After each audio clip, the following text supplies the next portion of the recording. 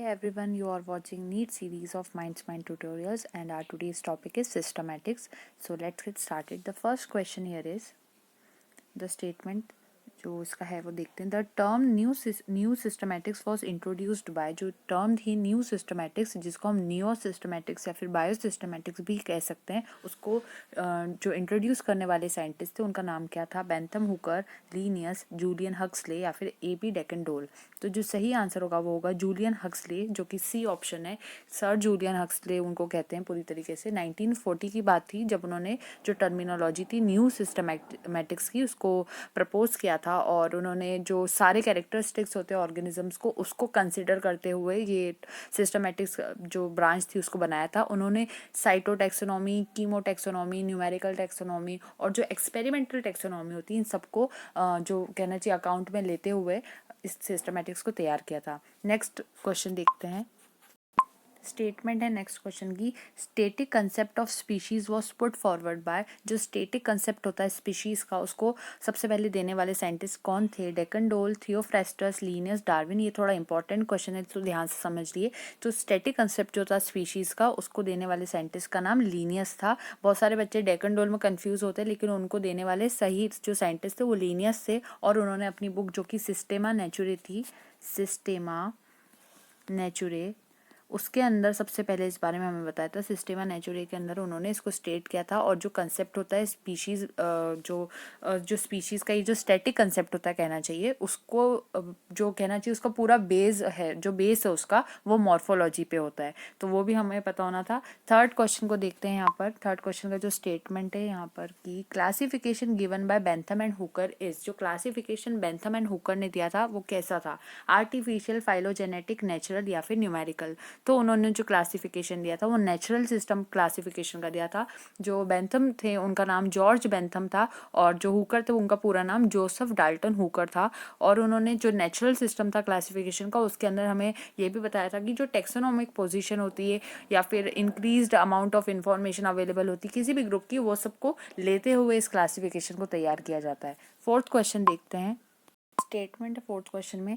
Artificial system of classification was first used by, जो artificial system होता है classification का फर्स्ट उसको यूज करने वाले कौन थे? लीनियस, डेकनडोल, प्लाइनी या फिर बेंथम एंड हुकर. सही आंसर यहाँ पर होगा लीनियस, क्योंकि जो लीनियस थे उन्होंने सबसे पहले आर्टिफिशियल सिस्टम जो था क्लासिफिकेशन का उसको अडॉप्ट किया था, और उन्होंने जो कंपेरिजन होता है कैरेक्टरिस्टिक्स के उसके बेसिस पर हमें समझाया था. फिफ्थ क्वेश्चन देखते हैं. बेसिक यूनिट और smallest tax on of taxonomy classification is, जो बेसिक यूनिट या फिर स्मॉलेस्ट टेक्सॉन होता है किसी भी क्लासिफिकेशन का वो क्या होता है? थोड़ा सा कट हुआ है, हम इसको नेक्स्ट पे देखते हैं. तो उसका सही आंसर होगा स्पीशीज, जो कि फर्स्ट ऑप्शन ये स्पीशीज, फैमिली, किंगडम, वैरायटी में सही ऑप्शन स्पीशीज पे जाएगा, क्योंकि वही सबसे ज़्यादा स्मॉलेस्ट टेक्सॉन होती है किसी भी क्लासिफिकेशन की कैटेगरी या जो भी हम कह सकते हैं हायरार्की की. अब जो टेक्सॉन होता है वो भी हमें पता होना चाहिए. तो एक तरह का वो क्लासिफैक्टरी यूनिट होता है किसी भी रैंक का. और जो स्पीशीज होती है वो स्मॉलेस्ट टेक्सॉन होती है. अरेंजमेंट ऑफ टेक्सा जो होता है वो हायरार्की होती है. अब हायरार्की भी समझते हैं. सबसे पहले आती है species,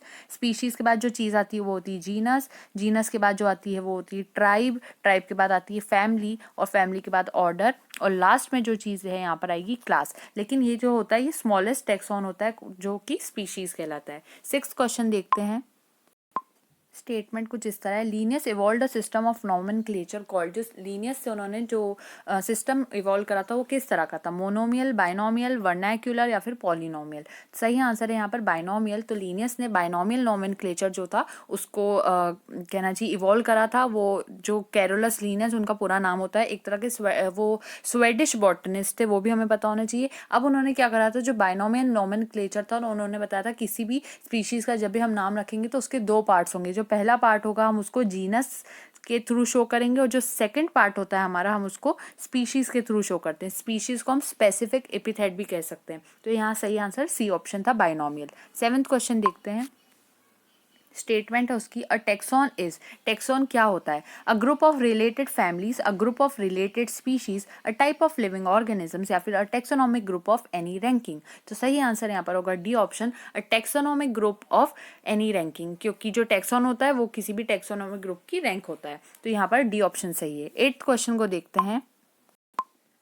an important criteria for modern day classification is, आजकल के जो क्लासिफिकेशन होता है, मॉडर्न डे क्लासिफिकेशन जो होता है वो किस पे बेस्ड होता है, उसका इंपॉर्टेंट क्राइटेरिया क्या होना चाहिए? Resemblances in morphology, anatomical and physiological traits, breeding habits या फिर प्रेजेंस और एब्सेंस ऑफ नोटोकॉर्ड। सही आंसर यहाँ पर बी ऑप्शन हो जाएगा, एनाटॉमिकल एंड फिजियोलॉजिकल ट्रेट्स। अब नेक्स्ट क्वेश्चन देखते हैं कि जो टर्म फाइलम थी वो देने वाले जो साइंटिस्ट थे उनका नाम क्या था? क्यूवियर, हेकल, थियोफ्रेस्टस या फिर लीनियस। सही आंसर है यहाँ पर क्यूवियर, क्योंकि जो क्यूवियर थे उन्होंने ही सबसे पहले हमें इस बारे में बताया था, जो कि उनका पूरा नाम था जॉर्ज लियोपोल्ड क्यूवियर। और जो फ्रेंच नेचुरलिस्ट थे उन्होंने फाइलम के बारे में हमें सबसे पहले बताया था टेक्सोनॉमी के अंदर, और उन्होंने ये भी बताया था कि जब एक या फिर एक से ज़्यादा सिमिलर फाइलम को मिला दिया जाए तो वो जो चीज़ बनाते हैं हम उसको किंगडम कहते हैं। 10th क्वेश्चन देखते हैं।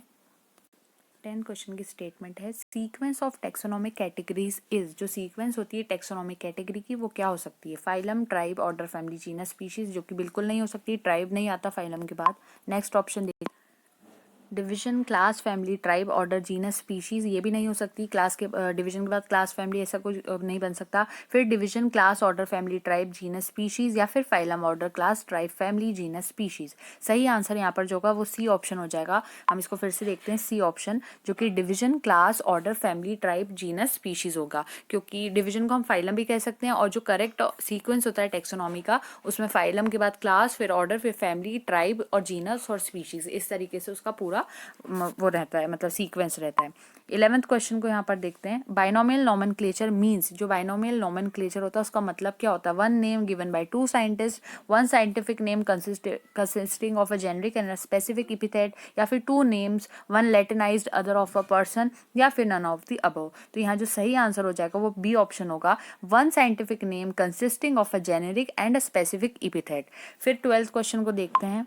12th क्वेश्चन की स्टेटमेंट है, phylogenetic classification is based on, जो फाइलोजेनेटिक क्लासिफिकेशन होता है वो किस पर बेस्ड होता है? पहला ऑप्शन है यूटिलिटेरियन सिस्टम के ऊपर, सेकंड हैबिट्स, ओवरऑल सिमिलैरिटीज, या फिर कॉमन इवोल्यूशनरी डिसेंट। तो यहाँ जो सही आंसर होगा वो होगा कॉमन इवोल्यूशनरी डिसेंट, क्योंकि जो फाइलोजेनेटिक क्लासिफिकेशन होता है वो फाइलोजेनी जो होती है उस पर बेस्ड होता है, और जो इवोल्यूशनरी हिस्ट्री होती है किसी भी ग्रुप ऑफ ऑर्गेनिजम्स की तो उसके ऊपर बेस्ड होता है। और जो फाइलोजेनेटिक सिस्टम होता है उसको हम क्लैडिस्टिक्स भी बोलते हैं, वो भी हमें पता होना चाहिए कि इसको हम क्लैडिस्टिक्स भी बोलते हैं, क्लैडिस्टिक्स। अब क्लैडिस्टिक्स की बात करने के बाद ये भी जान लेना जरूरी होगा कि it was first proposed by Engler and Prantl, तो ये भी पता होना चाहिए था कि इनको देने वाले साइंटिस्ट कौन से थे। नेक्स्ट क्वेश्चन को यहाँ पर देखते हैं, ये वाला हमारा 12th क्वेश्चन था। 13 क्वेश्चन की तरफ बढ़ते हैं।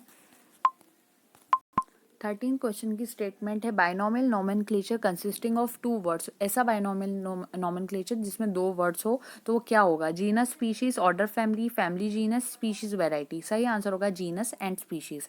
14 क्वेश्चन देखते हैं, स्पीशीज क्या होती है? A basic unit of classification, unit in the evolutionary history of a tree, species, class of evolution, या फिर नॉट रिलेटेड टू इवोल्यूशन।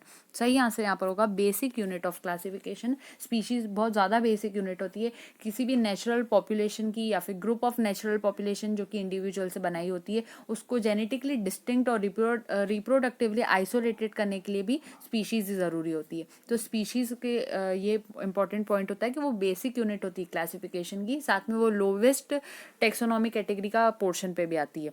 ठीक है, तो 15 क्वेश्चन को देखते हैं।